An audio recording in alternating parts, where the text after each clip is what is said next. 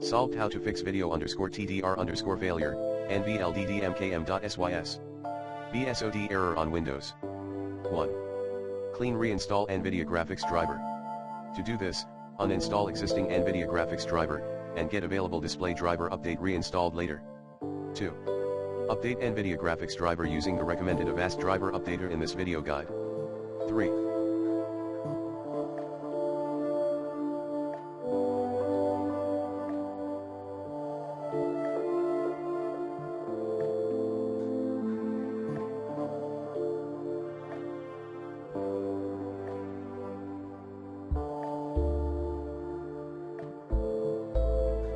Drivers or programs conflict check. Tip: try unplugging your external webcam. 4. Run chkdsk command chkdsk/fc and memdis tests mdsched.exe.